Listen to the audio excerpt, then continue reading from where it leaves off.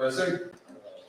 If the skies above you are gray, you are feeling so blue. If your cares and burdens seem gray all the whole day through, there's a silver lining that shines in the heavenly land.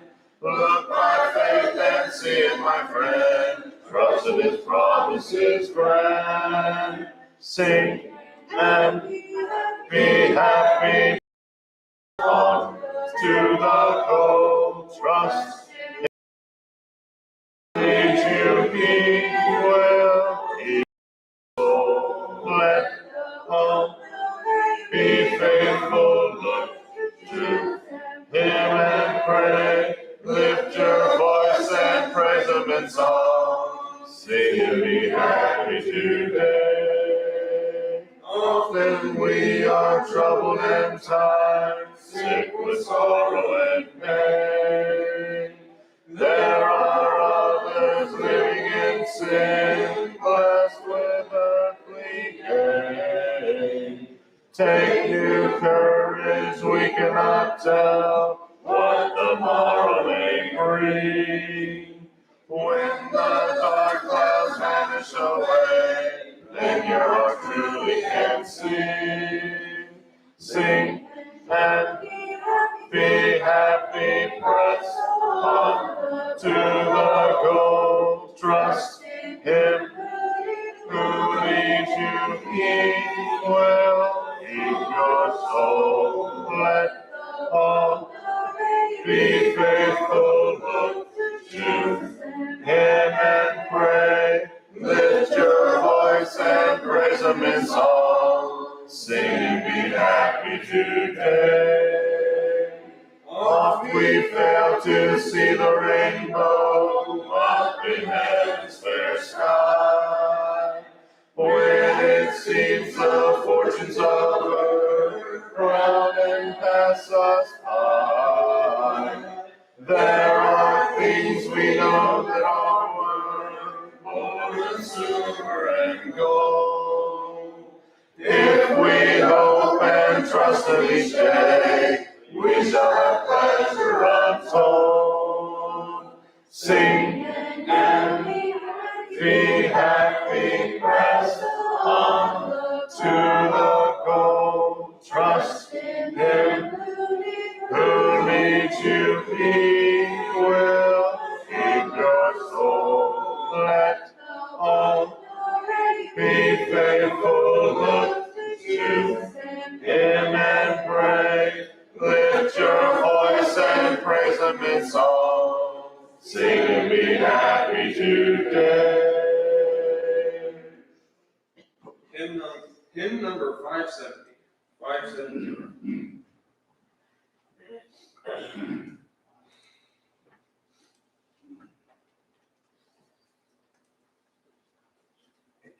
Listen. Each day I'll do a golden deed, by helping those who are in need, my life on earth is but a strand, and so I'll do the best I can. Sun is sinking low. A few more days, and I must go to meet the need that I have done. Where there will be no setting sun. To be a child of God each day. My life must shine along the way. I'll sing His praise while ages roll. It's time to have some troubled soul. Life's evening sun is sinking low. A few more days, and I must go. To meet the need that I have done. Where there will be no setting sun. The only life that will endure is one that's kind and good and pure. And so for God, I'll take my stand. He said I'll lend a helping hand. Life's evening sun is sinking low. A few more days, and I must go to meet the need that I have done. Where there will be no setting sun. I'm going down life's weary road. I'll try to live some traveler's load. I'll try to turn the night to day. Make flowers bloom along the way. Life's evening sun is sinking low. A few more days, and I must go to meet the need that I have done. Where there will be no setting sun. Song after the lesson will be hymn number 916. 916.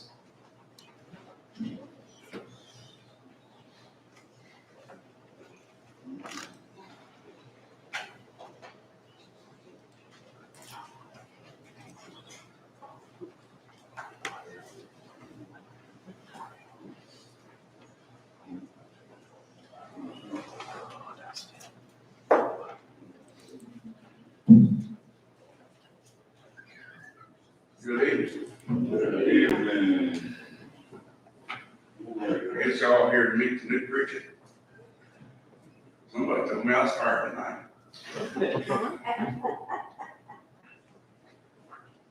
See, even one of the elders was surprised. See? Now Daryl's looking all embarrassed. He thought he was going to make a good joke and get away with it. He did have me speechless there for a minute.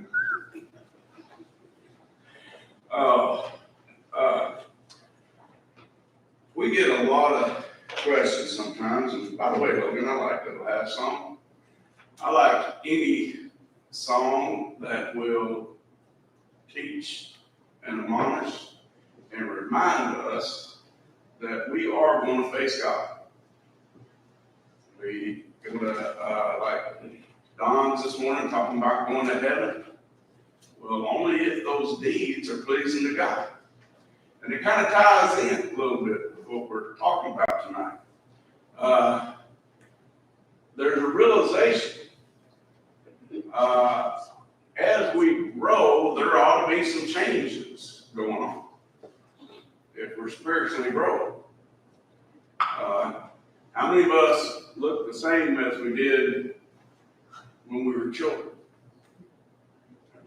I'm like, yeah. Look the same or act the same? I said, look. Oh, I said, look. I said, look. Yeah. We know you real well, Ron.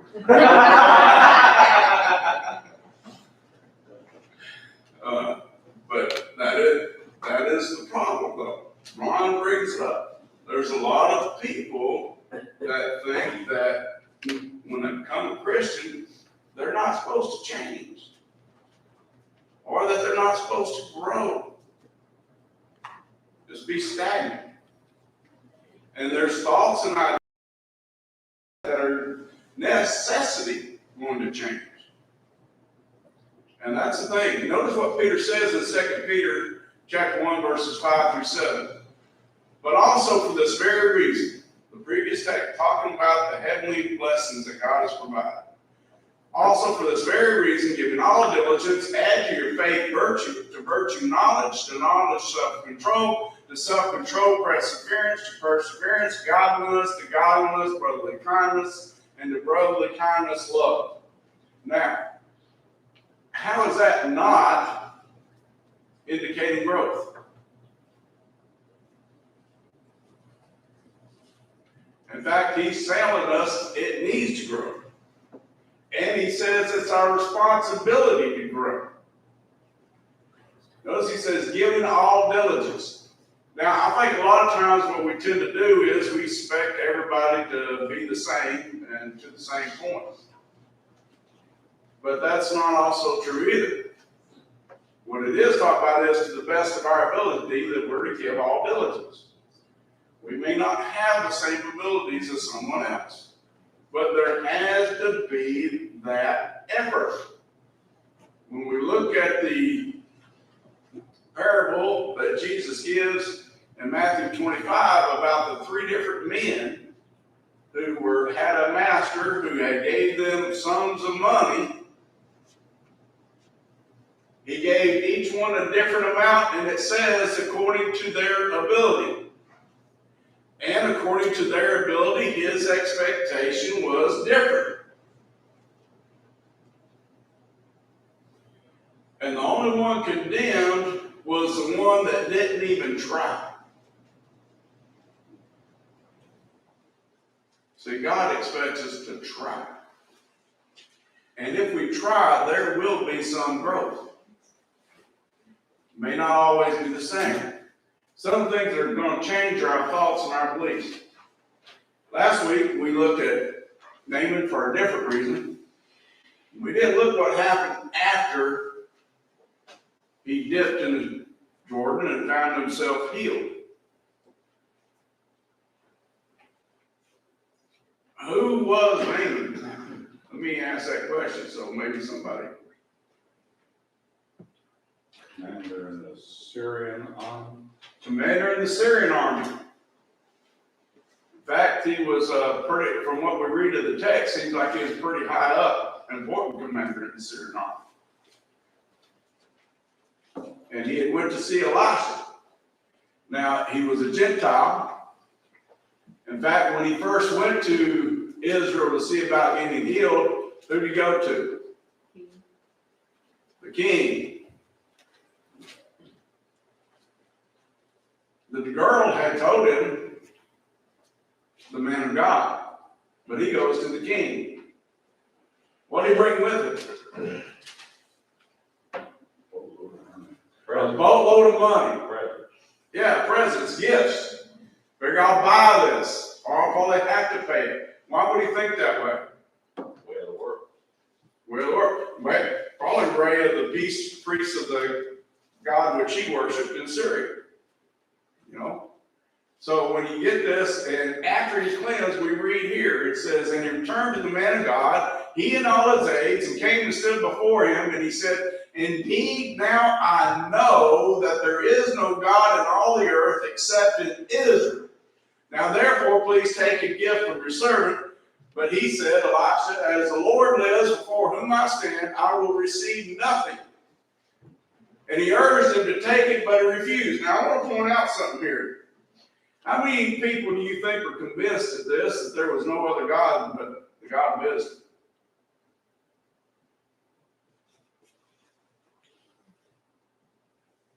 You mean by this one act? Well, all of his aid and attendance. I'm pretty sure it's more than just Naaman. Now we may conclude, well, Naaman's the only one that made the statement. But if you were standing there and you were one of those aides who convinced him that, hey, listen to this guy, Do this little trivial thing and see if it works. And then it works, and you've seen the leprosy, what you gonna start thinking? Probably gonna be a little bit, they can't do that back at home. At least got their attention. At least got their attention. When Jesus healed the lame man that was lowered through the roof, Mark tells us that they started saying, we've never seen anything like this. Things like that gets people attention, they get people to thinking. It got Naaman to thinking, there's no God except in Israel. All these other guys, they're fakes. You know, it's like all these fake news. They're fakes. They're not real. Like all these guys going around trying to heal today that have to bring in their own people. You know, it's fake. And he realized this. So Elijah tells him he won't take anything. Wouldn't Elijah take anything? You ever thought about that? Blood money. Huh? Blood money. Blood money? Well, he felt like he didn't do anything. He didn't do anything. He didn't want it. He didn't do anything. God did it. He just told him what to do. And probably God told him not to accept it. I mean, look at what happened to Balaam. A lot of things like that. And the fact of it is that he didn't want him thinking Elisha was beholden to him or in it to receive something. In fact, when the servant goes and gets something, what happens to him? He got the leprosy that Naaman had. That's what we live under today. Isn't there a verse about being wary of taking gifts from strangers too, somewhere in the Bible? I know Timothy is warned to be wary of receiving other people's sins. That means receiving things that people, but I'm not sure about that. I have to look for that. But we should consider that. But notice here what Naaman said. So Naaman said, then not, if you're not going to take anything, please let your servant be given 2 mule loads of earth, for your servant will no longer offer either burnt offering or sacrifice to other gods, but to the Lord.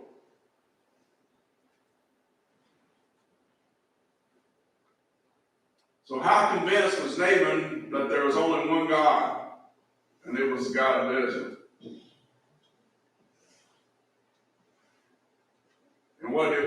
And we understand that he really didn't need the 2 mule loads of earth, but of the time frame and the superstition of the time, he felt like he had to have some land from Israel to build him an altar to make offerings, to build an altar on top of to make offerings to the Lord. And notice he did put a stipulation. What's he got to do? He's got to go home. And notice he said, yet in this thing may the Lord pardon your servant when my master goes into the temple of Rimmon to worship there, and he leans on my hand, and I bow down to the temple of Rimmon. When I bow down to the temple of Rimmon, may the Lord please pardon your servant in this thing. Then he said to him, go in peace. So he departed from him a short distance. So we have Naaman. He says, Rimmon's not really a god, but my master's going to force me to go in there. But I won't be worshiping. In fact, they'll take my master leaning upon my hand and tell me to kneel down for me to kneel down. So the only thing I'm doing is being obedient to my master. May the Lord forgive me in this thing. Now Elisha told him to go in peace. Here's the question. How much did Naaman change in the matter of minutes?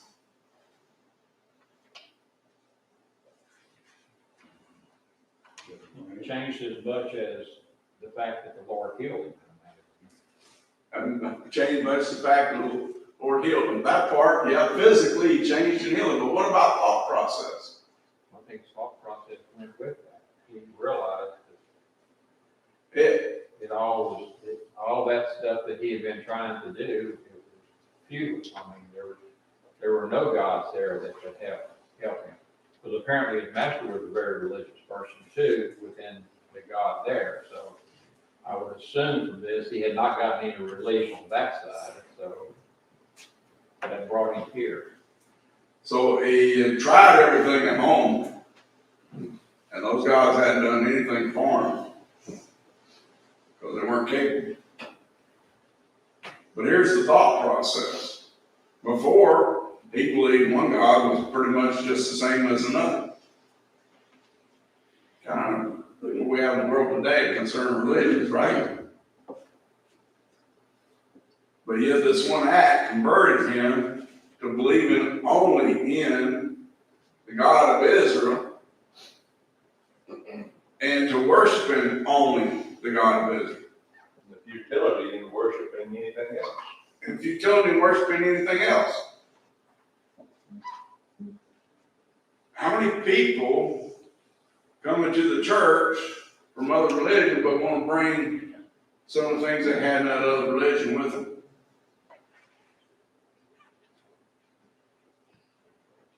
Why? Because they're all thinking it's okay. It's what you're used to, but it's a thought process that's not changing.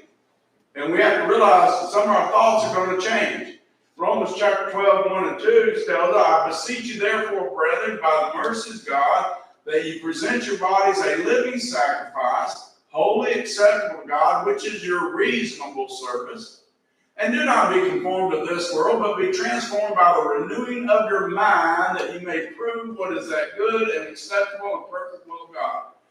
Now, that's about 2/3 through the book of Romans, and Paul has been trying to teach them that things are supposed to be changing.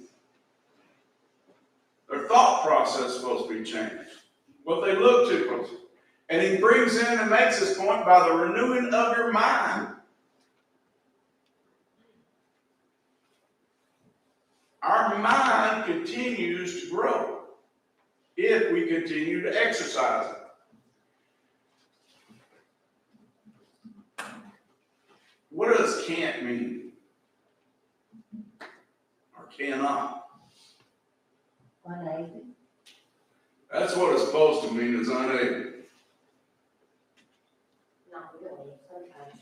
Most of the time when we use can't, we really mean won't. As Donna pointed out, unwilling. The idea you can't teach an old dog new tricks.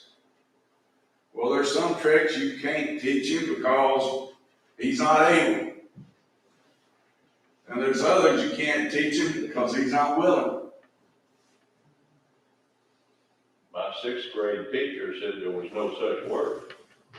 As Can't. can't. Yeah. Well, my wife gets on me for using ain't. And ain't's probably a better word than can't for those that are not willing. It's not a can't, it's a ain't. I won't. Our views. But see, we're not supposed to be that way. Now, what does that mean? How much did you know the moment you were baptized?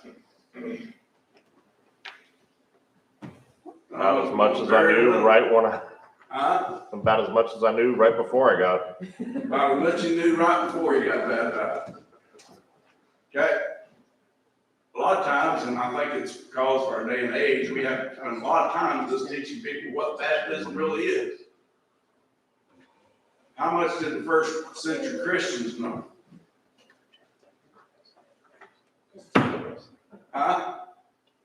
Basically, they just heard it and wanted to do it. They just heard it and they did it. That is a reality. Most of the people that became Christian just knew this is what they needed to do to have forgiveness of sins, so they did it. And that's something that we have to consider, because when you look at it, and you go over here to chapter 6 of Romans, Paul backs up over there, he's writing to who? Who's the book of Romans written to? Christians in Rome. And he starts out, what shall we say then? Shall we continue in sin that grace may abound? Now let me tell you something that I have figured out. Sometimes I get some stuff that's made for different things, and it'll say on it, not for human consumption. Now why does it say that? Why would a can of wood stain say on it, not for human consumption? Because someone tried it. Because teenagers are brilliant. Because somebody has tried it. Not children, because little kids can't read it anyway. And they probably wouldn't even understand it if they read it. Because somebody has tried it. Well, don't you understand that Paul is writing this at this time and age? Because there were Christians that were trying to continue in sin, thinking that grace would abound.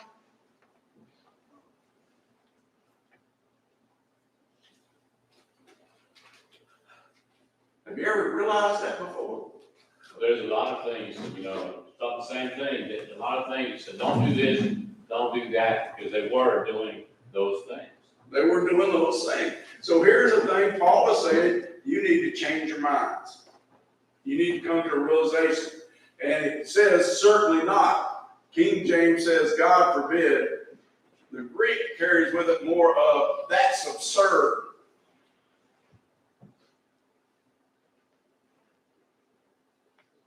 It's just downright silly thinking. And notice he says, how shall we die to sin, live any longer in it? Or do you not know that as many of us were baptized in Christ Jesus, were baptized into his death?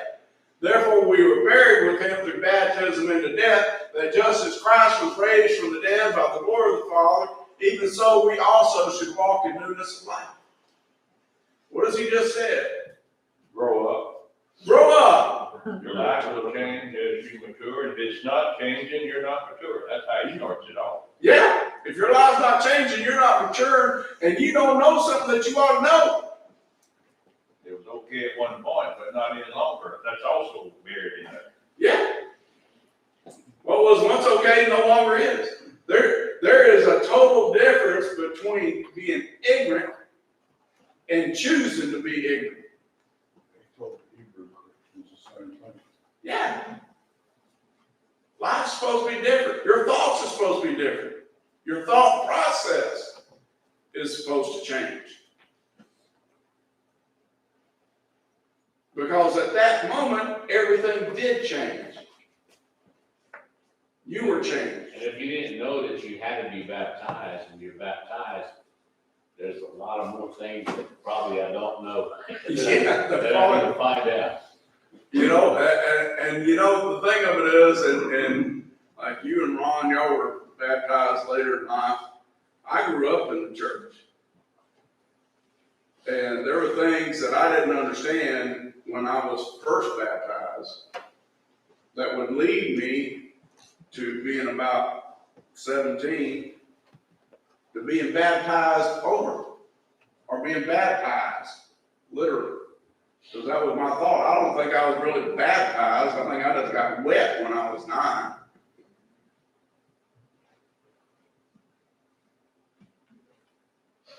And that's the thing. If we're learning, things like that will happen. I knew a man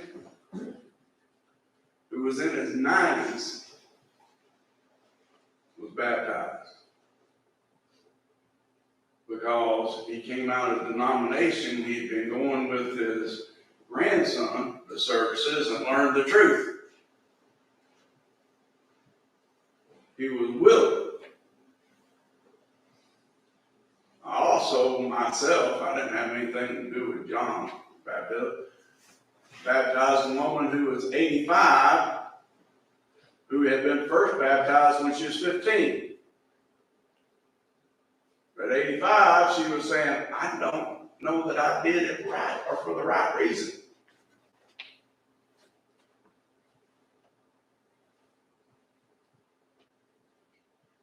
There's a thing, if we have to, let's get it right. That's the idea that he could get into, Ron. Isn't there also kind of that thing that comes out of the no work world, religious world, that everything that needs change and God's gonna change. You don't have to do anything. God's gonna change it all. In fact, it's kind of goes to the point that if sin's supposed to be out of your life, then God would take it out of your life. Yeah. And there is that thought. And guess what? This whole chapter says that thought is wrong. God's infinite wisdom expanding into our day and time just blows my mind sometimes. Because some of this you find in there, and like the point in Galatians chapter 1 where he says, if even an angel from heaven come teaching you any other gospel, let him be accursed. And the truth of the matter, in that time frame when Paul was writing, there was nobody claiming an angel told me. But by the end of the first century, we had people starting to say, angel has revealed unto me. And here God's great. And what about this day and age? We have a whole religion based on what some angel supposedly said.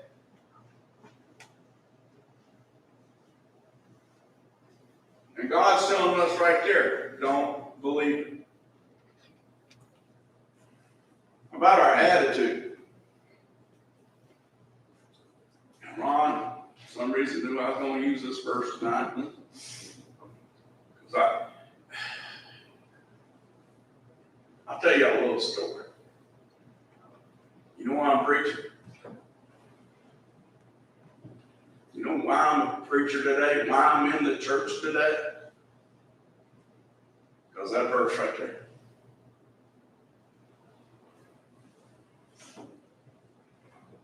Because there's a time I wasn't.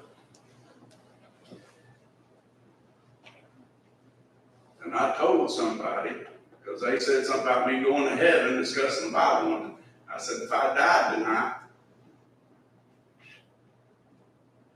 I'd go to heaven. And have nobody blame but myself because I'm not living it. I know it, but I'm not living it. That's that verse right there.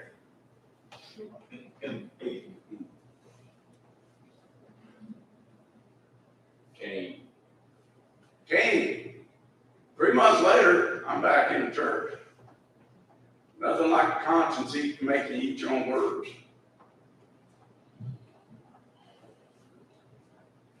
Wasn't anything, I wasn't a bad person. I wasn't committing all the sins that we read about. I just wasn't doing what I was supposed to be doing. That verse going to condemn a lot of people. Because they know that they're good, but they're not doing it. And that's sin. Our attitude has to change. The passive attitude, like, well, yeah, it says that, but you know what? That don't apply to me. No. What part doesn't apply to you? Somebody said one time that apathy will probably send more people to hell than any other sin. Yeah, apathy, complacency, all those tied in together. Look at the church of Laodicea. What was their real problem? They're apathetic. They weren't out there doing things wrong, but they weren't trying to do anything right. And they said, we're good. And that's what it comes back. We've got to start thinking that I have responsibility. Notice this, be diligent. I like that word. What's diligence mean? Always working. Right, what? Always working. Always working, strive, restrained, Watching. watching, Being aware. being aware. It's make it a habit. Diligence is paying attention to what's going on. thinking about it, putting it into practice. Be diligent to present yourself approved to God. Let's ask this question. Stop right there and break this verse down a little bit. Who's responsible for your salvation? You are. We are. We are responsible. We ourselves, I myself am responsible for Al Woodard. Okay? As a preacher, you always hear, well, my preacher says.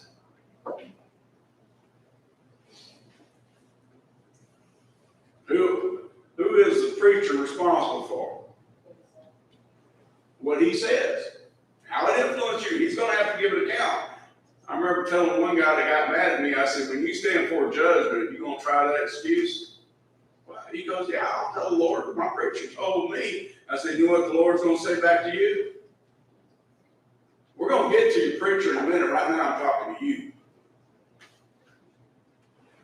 You have a responsibility to verify. That's what Paul is telling Timothy. You have a responsibility to show yourself approved to God. Be diligent. A worker who does not need to be ashamed, rightly dividing the word of truth. All right, now if I ask for a show of hands for everybody that's ever been ashamed of something they did, we'd all be raising our hand, right?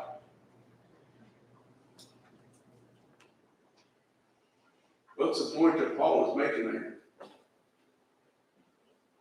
You don't want to be ashamed when you get to heaven.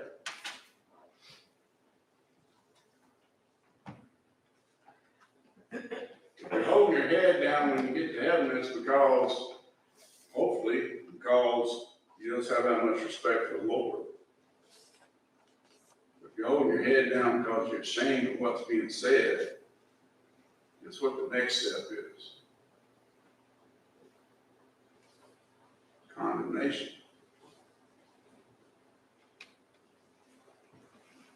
And it comes back to that rightly dividing the word of truth. There is a law of logic that says whatever is true is always true, and whatever is false is always false, and it can't be both true and false at the same time. Law of excluded middle. Law of excluded middle. So if something can be rightly divided, what else can it be? Wrongly divided. Wrongly divided. But only one can present you true before God.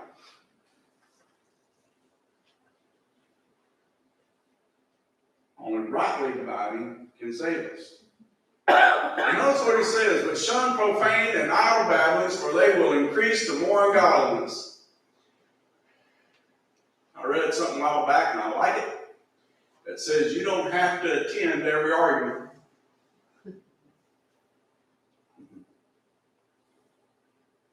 Sometimes you look at things and you say, you know what?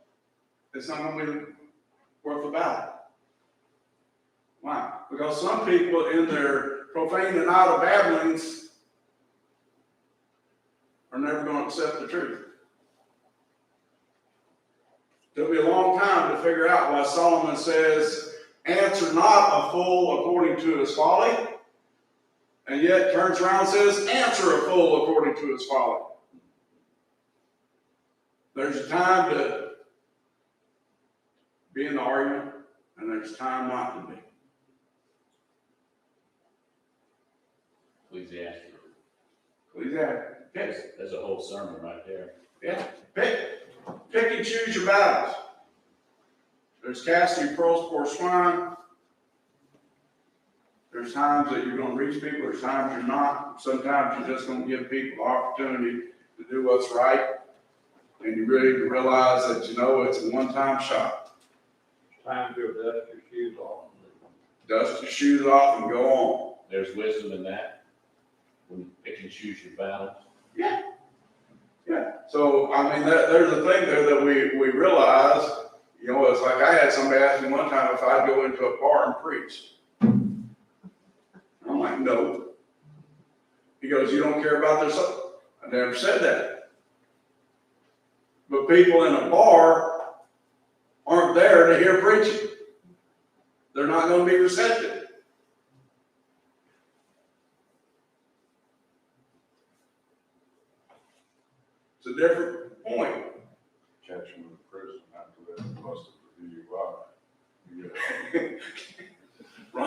I'd say go preach to them in prison after they've been busted for the DUI. Let me tell you something, cops approach us. I watched something outside one night when I had to call them, they all sit there, there were 6 of them sitting there waiting for these guys to get in the truck so they could arrest them for DUI. And it was so funny, the 3 guys are sitting there like, here, you take the keys, you take the keys, you take the keys. Because they knew all these cops were watching. Nobody was willing to drive. They finally walked away, left their truck there. That was the smartest thing they did that night. Here's realization. Ron brought this up, and it's right in the middle of Paul's discourse on love and the time that gifts are going to depart. And he makes his point, when I was a child, I spoke as a child, I understood as a child, I thought as a child, but when I became a man, I put away childish things. For now we see in a mirror dimly, but then face to face. Now I know in part, but then I shall know just as I also am known. A couple things there. I hear a lot of people trying to say, well, this is when we get to heaven. Well, there's one problem with that. And that's the last verse. Now by these 3, when that which is perfect is come, what will be left will be faith, hope, and love. And the greatest is love. If that which is perfect or complete is the judgment and heaven, where's hope? Where's faith?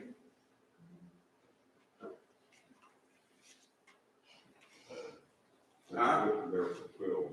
They're fulfilled. They're gone. They're fulfilled. You've already received that which you hoped for, and now what you believed to a point that you accepted it as truth and knew in your heart that it was true has been proven. So faith and hope won't be in heaven. It's the avenue by which you got there.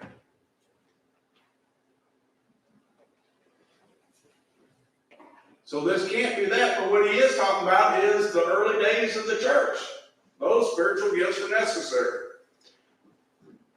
So why am I looking for them today?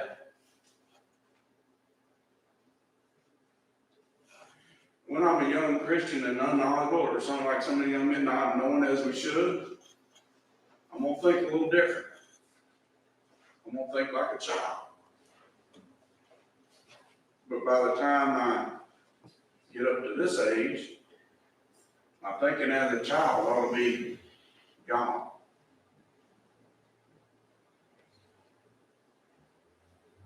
Come to realize,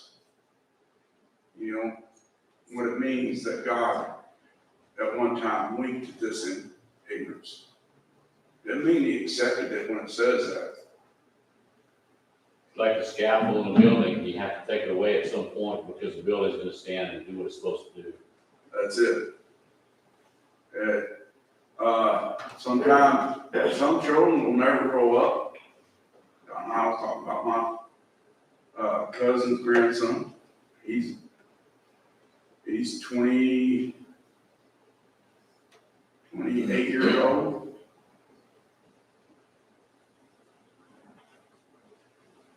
All about like a 4-year-old in his mind. Just as there will be some Christians that don't have any ability to understand a whole lot, but they need to understand as much as they can. A lady told me this one time. I was very early when I was a Christian, and not a really. This guy wasn't really a friend of mine. He was more like an enemy. But he came to church because he was taking the girl or whatever. And I said something at the table, and I said, "What's he doing here? He's not serious." And she told me, she said, "Never underestimate the power of the gospel to change people." That's what changes us. Yeah. That's what changes. It says, I was speaking to someone, when I heard about that. When I got other friends in Kentucky, I didn't know where all that hit. And when it hit them like 15 miles, they told me how they spent 4 hours in the basement, but I called and said, and he told me, it was talking about his son. His son got married a couple of years ago and talking about them. And he was telling me about his daughter-in-law and some of the things that going on there concern the church, concern her belief system. And his deal is, I don't know if she'll ever obey the gospel. And I told him, but as long as she's willing to come and she's asking questions and she's listening to the lessons, there's hope. There's hope. And it might even be that she may leave one day, but there's still hope that maybe what she's heard will change her. It's the unwilling to hear that scared me. And you're right, she was right. So, along with that, things that should change are our desire to be more pleasing to God. Our attitude toward being more pleasing to God. What's going to define the lost and the saved? Clothed and naked. Clothed and naked. I think I made your point, but Refusing the gift of salvation. refusing the gift of salvation. Why would people refuse the gift of salvation? Because they're very short-sighted. Very short-sighted. They are very short-sighted in what it means to be pleasing to God.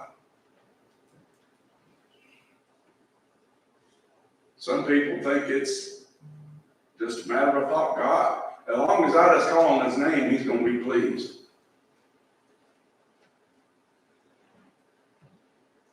People have ideas about worship. Well, if it pleases me, surely it'd be pleasing to him. As one band director told me, well, if God gave me this talent, surely he'd want me to use it for him. You know what my answer was? Yes, he would, but not in his worship service. And there's avenues where you can use it to reach people and be pleasing to God without contaminating the worship service.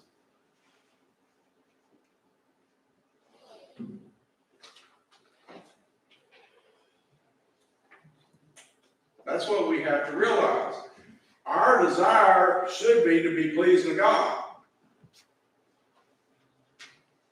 Paul said in 2 Corinthians chapter 5, verse 9, we make it our aim, we're to be present, or chapter 8, whether we're present or absent, to be well pleasing to God. Because that's what's going to determine whether or not we're saved. So what we may have thought one day was pleasing, we have to change. Notice what Paul writes here to the Colossians. First chapter. For this reason, we also, since the day we heard it, do not cease to pray for you and to ask that you may be filled with the knowledge of his will and all wisdom and spiritual understanding, that you may walk worthy of the Lord, fully pleasing him, being fruitful in every good work and increasing in the knowledge of God, strengthened with all might according to his glorious power for all patience and long-suffering with joy, giving thanks to the Father who has qualified us to be partakers of the inheritance of the saints in the light. Now, how would you like to get a letter from an apostle that you've only heard of that tells you we've been praying for you?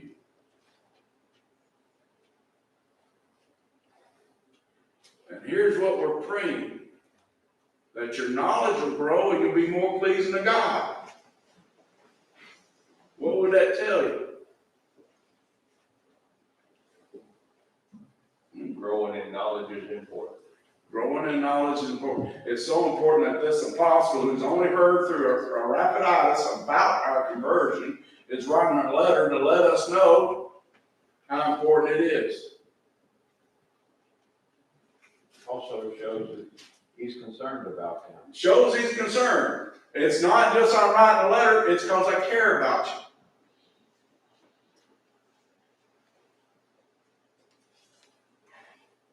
Think about that a moment. How much does God want you to be pleasing to him? Send his own son. Send his son. Sent his own son. Took time to give us his word. To tell us how to be pleasing to him. Oh, we're at that time of year, everybody's trying to give gifts.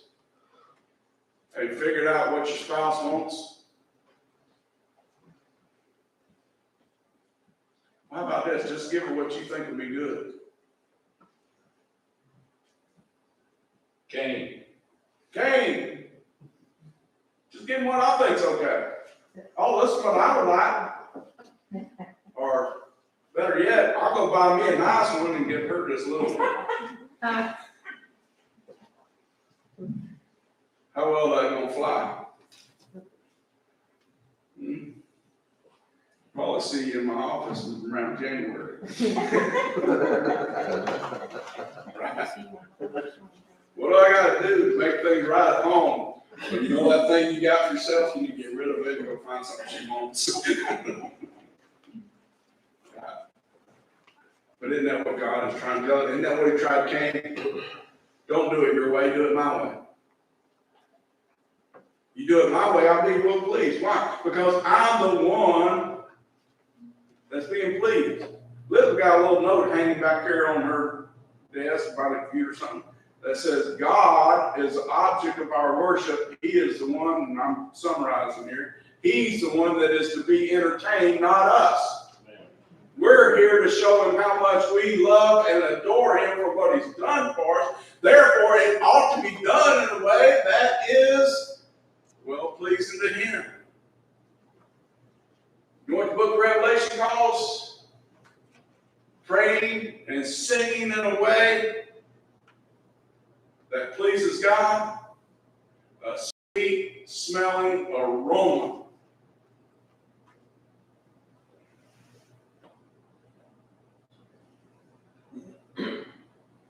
So what is it when it's not? It's a stench. 2 Corinthians, I think, calls it smell of death. Smell of death. Because some will smell like life, but others will smell like death. How much bad smell does it take to stink it up?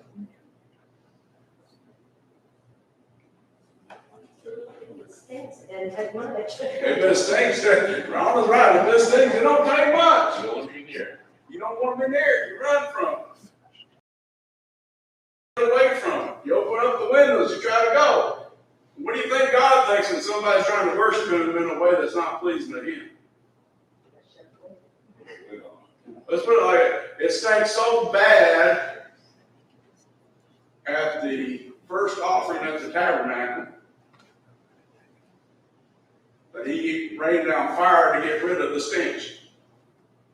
And they have an abiding.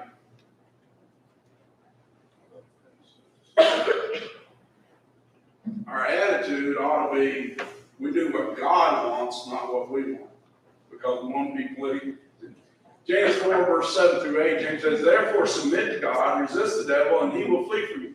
Draw near to God, and he will draw near to you. Cleanse your hands, you sinners, and purify your hearts, you double-minded. There's an interesting point there in that verse 8. He tells first, draw near to God. But then he tells you how to draw near to God. Put the sin away. Purify your hearts and start thinking about what's pleasing you. Start thinking about what's pleasing to God.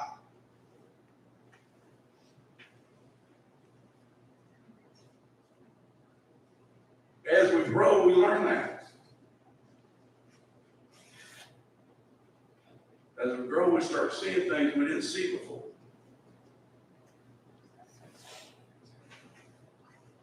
What we once thought was okay. Have you ever had to try to tell somebody that they need to change when they're hanging on to a dead person?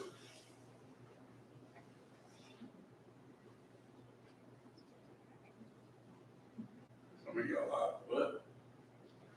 You get to studying with them, you start talking about it. I remember this one young man at a Toyota dealership. We're talking about the scripture, what he did. And there's this opportunity, and he goes, well, my grandma died a couple of weeks ago. I said, I'm sorry to hear that. He says, Grandma raised me to be this way. But you're telling me that he's got tears in his eyes with me that Grandma's lost. I said, I don't know that. You don't know that. He goes, what? I said, I don't know what Grandma's understanding was. I said, I don't know where she is. Only God can tell that. I said, but let me ask you a question. And I looked at it. I said, if Grandma's saved, what would she want you to do? He said, well, she'd want me to be saved. If Grandma's lost, what would she want you to do? He goes, well, she would want me to be saved. I said, okay, now that we've got that settled, let's talk about the scriptures.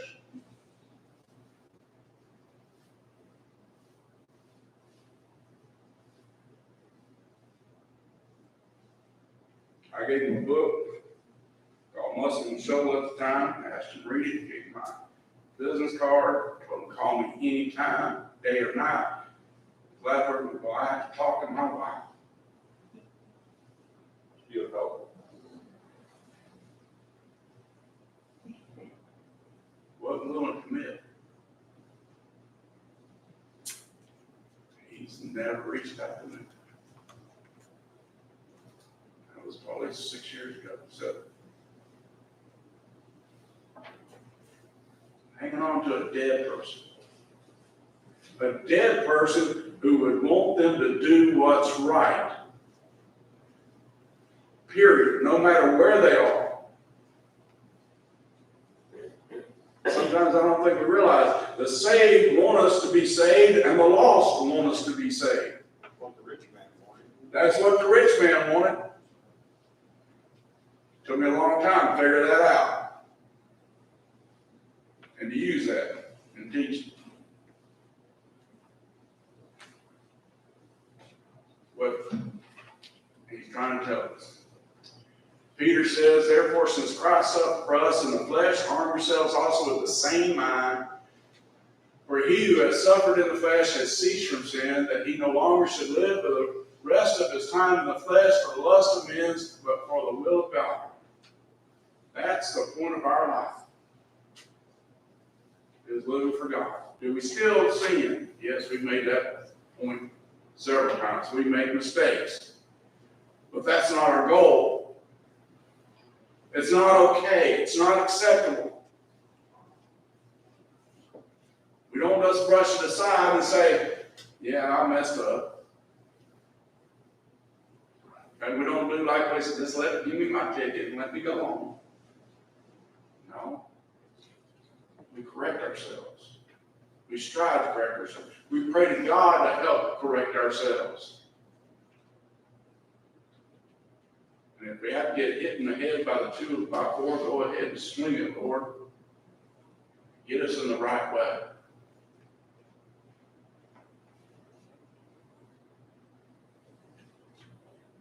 Why? Because it's not about our will, it's about His will.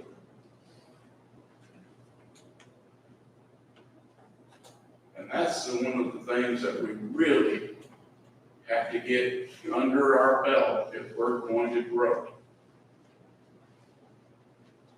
God is not serving us, we are serving Him.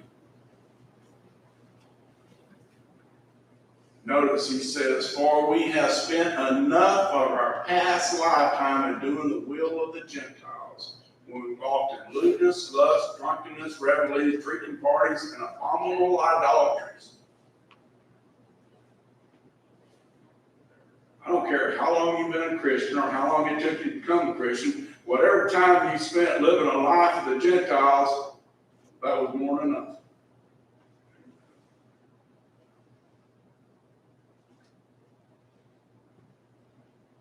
The time to change is now.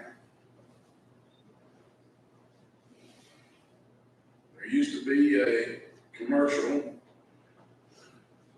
back when I was in high school. If you know this commercial, you know how long it's been since I got out of high school. That said, today is the first day of the rest of your life. Paul's saying it, or Peter's saying, today is the first day of the rest of their life, and don't spend it doing the will of the Gentiles. Spend every day you have left doing the will of God. How much time do I got left, Peter? Not enough to waste. That's all we know.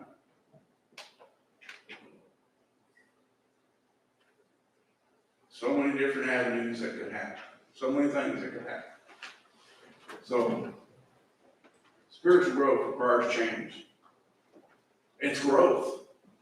Growth by its very nature is changing. Change our thoughts and ideas, our attitude toward God and His will, and our desire to be more pleasing. And perhaps that should be the first. Because if we get the desire to be more pleasing right, the chances are the others will follow. Any questions? Any comments? Invitation song? What a day that will be. What a day. For some, a glorious day. That's a favorite of mine. I first heard it several years ago. But it points out, it reminds us that one day we're going to see the Christ that gave His life for us. Don't we want to hear Him say, welcome home? What can we do to help you this evening?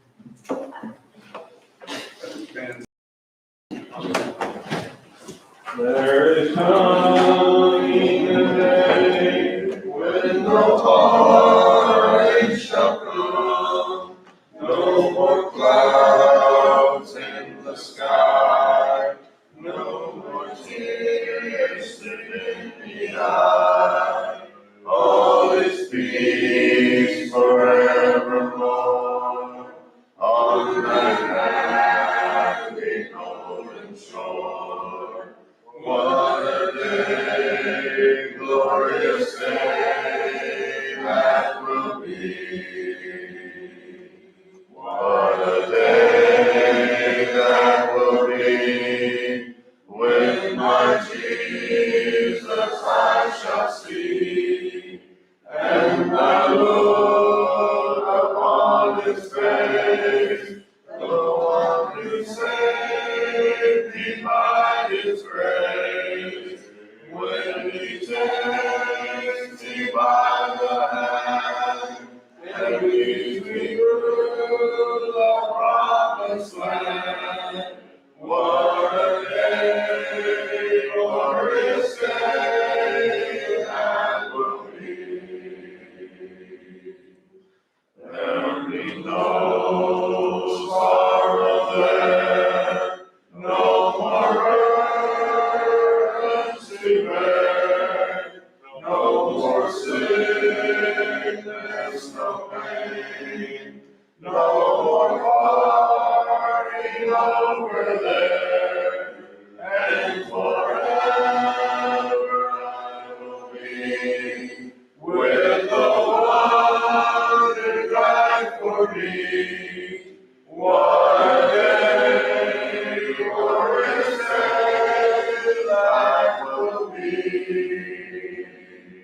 What a day that will be, when my Jesus I shall see, and I look upon His face, the one who saved me by His grace. When He takes me by the hand and leads me through the promised land, what a day, glorious day that will be. Does anyone need to partake of the Lord's Supper? Brother Ron, please, you going for it? Yep.